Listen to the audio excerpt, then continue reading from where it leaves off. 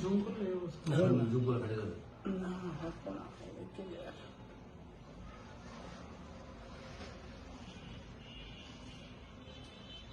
কি সুন্দর। এই যে আসতেছে স্যার, দেখুন। নামাইতেছি। তাকাবো আবার, কিন্তু ক্যামেরার দিকে তাকায় দেখেন স্যার। এই যে নাম, এই যে নাম, এই যে ক্লিয়ার, স্পষ্ট ক্লিয়ার।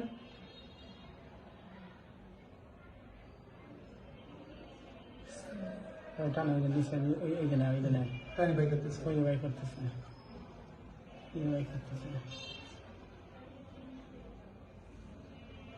এই যে উঠেছে, কান দিয়ে উঠে। লাশকে দেখে বোঝা যাবে পুরুষ না মহিলা? এইটা না, এটা মহিলা, এটা বাচ্চাটা। পুরুষ মনে হচ্ছে। এটা পুরুষ মনে হয়। ওখানে দুইটা লাশ, একটা পুরুষ একটা মহিলা বাচ্চাটা বোধ হয় পুরুষ না? মনে হতে পারে। হ্যাঁ, জিজ্ঞাসাবাদ চলতেছে।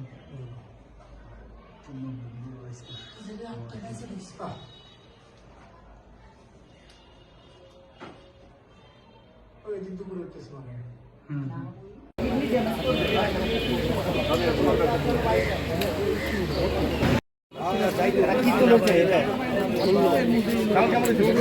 আমার একটু ভালো করে নিস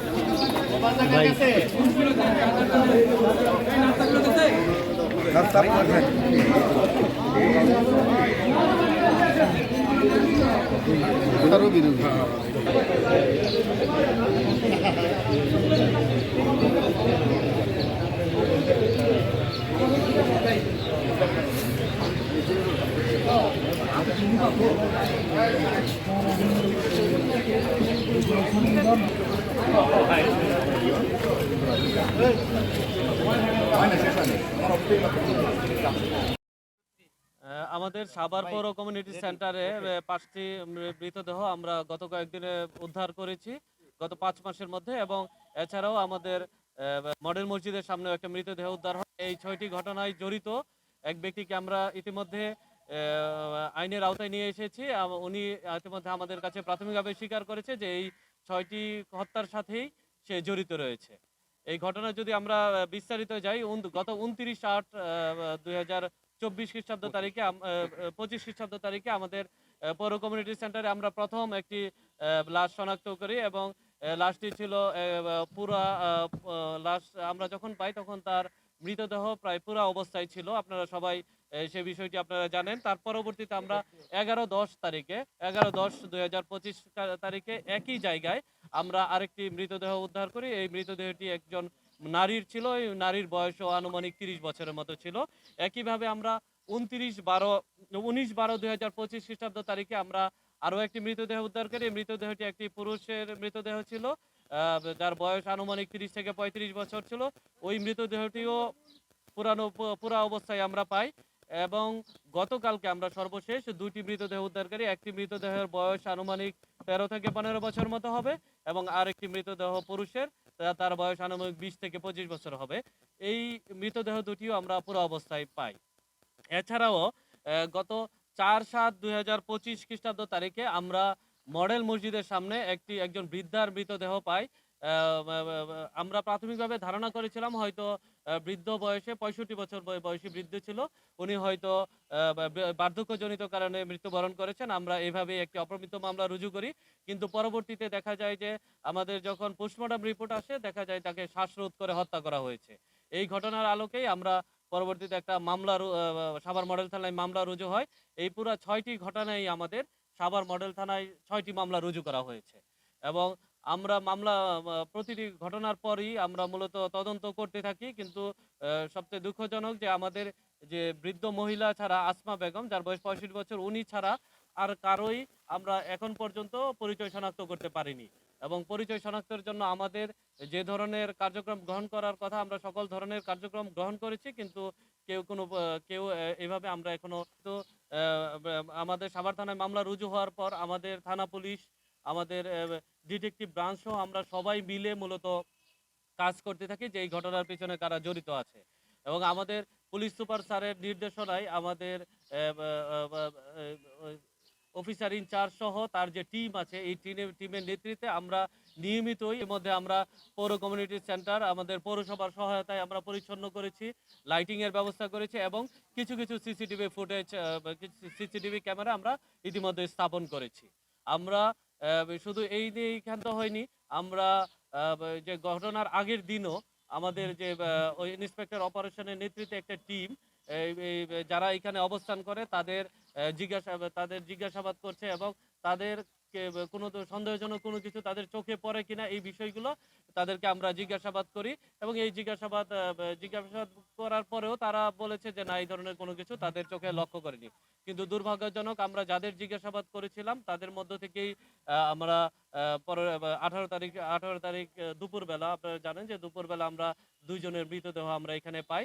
এই মৃতদেহগুলো পাওয়ার পর আমরা যেহেতু সিসিটিভি ফুটেজ আছে আমরা সিসিটিভি ফুটেজগুলো বিশ্লেষণ করি এবং আমরা সিসিটিভি ফুটেজে বিশ্লেষণ করে একজনের অবয়ব আমরা লক্ষ্য করি যাকে আমাদের সন্দেহের তালিকায় নিয়ে আসি এবং তার নাম সে মশিউর রহমান খান ওরফে সম্রাট বলে তাকে নিজেকে পরিচয় দেয়। আমরা তাকে আমাদের হেফাজতে নিয়ে আসি। হেফাজত জিজ্ঞাসাবাদের এক পর্যায়ে এসে আমাদের কাছে প্রাথমিকভাবে স্বীকার করে যে না এই 6টি ঘটনার সাথেই সম্রাট মশিউর রহমান খান ওরফে সম্রাট নিজে এটার সাথে জড়িত আছে বলে আমাদের কাছে প্রাথমিকভাবে সে স্বীকার করে। আমরা তাকে ইতিমধ্যে বিজ্ঞ আদালতে আমরা প্রেরণ করেছি। আমরা প্রায় 10 দিনের রিমান্ড চেয়েছি। যদি এই ঘটনায় ওনার সাথে অন্য কেউ জড়িত আছে কিনা বা এই ঘটনার সাথে কোনো উদ্দেশ্য আছে কিনা এই বিষয়গুলো যদি আমরা আদালত আমাদের রিমান্ড মঞ্জুর করে তাহলে পরবর্তীতে হয়তো আপনাদের সাথে ফলো আপে আপনাদের বিস্তারিত জানানো যাবে। সে প্রথমে হত্যার কাজে ব্যবহৃত একটা মাফলার রয়েছে, এই মাফলারটি ইতিমধ্যে জব্দ করা হয়েছে এবং সে যে আগুন দিয়ে পোড়ানো তার যে মোডাস অপারেন্ডি এই DSLR-টিও আমাদের উদ্ধার করা আছে। আসলে আমরা খুব অল্প সময় তাকে আমাদের হাতে পেয়েছি। যদি আমরা বিজ্ঞ আদালতে যেহেতু আমরা রিমান্ডের প্রেয়ার দিয়েছি, বিজ্ঞ আদালত যদি আমাদের রিমান্ড মঞ্জুর করে সেক্ষেত্রে হয়তো জিজ্ঞাসাবাদে বাকি অংশ যে উদ্দেশ্য কি, আরও কেউ জড়িত আছে কিনা এবং এই ধরনের ঘটনা অন্য কোথাও সে ঘটিয়েছে কিনা এই বিষয়গুলো আমরা পরবর্তীতে জানতে পারবো। না আমরা যেহেতু লাশ পুরা গলা অবস্থায় পেয়েছি, আমরা পোস্টমর্টমে আমরা পাঠিয়েছি। আমরা এখন পর্যন্ত কোনো রিপোর্ট পাইনি। যদি আমরা রিপোর্ট পাই যে এই ঘটনায় সে কোনো ফিজিক্যাল অ্যাসল্ট করেছে কিনা মৃতদেহকে এবং বা তাকে ধর্ষণ করা হয়েছে কিনা এই ধরনের বিষয়গুলো আছে কিনা এগুলো আমরা পোস্টমর্টম রিপোর্ট পেলে পরে বিস্তারিত আমরা জানতে। না ভাই এটা আমাদের জিজ্ঞাসাবাদে পাগলের বিষয় না। আমাদের যেহেতু ভবঘুরে ভাবে সে ঘোরাফেরা করে ভবঘুরে হিসাবে আমরা তাকে জানি। পাগলের কোনো সাইন বা সিমটম আমরা কোনো কিছুই আমরা তার মধ্যে পাইনি। তাদের আসলে পরিচয় আমরা ওইভাবে শনাক্ত করতে পারিনি যেহেতু তারা ভবঘুরে কিনা বা এই বিষয়গুলো আসলে আমাদের ওইভাবে আমরা 6 জনের মধ্যে একজনের পরিচয় আমরা পেয়েছি। উনি বৃদ্ধ মহিলা আসমা বেগম নামে একজন, ওনাকে আমরা মডেল মসজিদের সামনে যে লাশটা পেয়েছি উনি 65 বছর বয়সী একজন বৃদ্ধ মহিলা। তানিয়া নামে সুশৃঙ্খলভাবে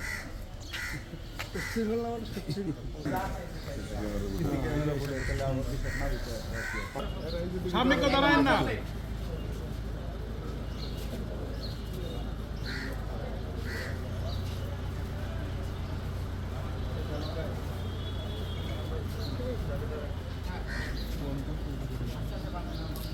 এদিকে ঘুরা একটু এদিকে ঘুরান মিডিল লাইনে রাখেন একটু। এই শরীফ মামা হাত পা নাড়াচাড়া নিয়ে যান। আমরা কি প্রশ্ন করব না আমাদের থেকে ওই জায়গা থেকে জায়গা থেকে সামনে যান। আরে লরেন না কেউ লরেন না জায়গা থেকে আপনি স্যার সামনে ঠিক আছে ড্রাইভার কই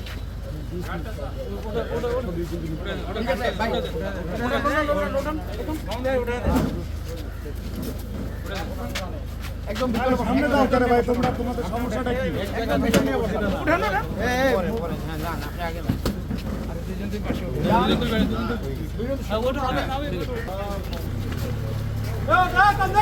আস্তে আস্তে আস্তে হেলমেট পরাটা সরেন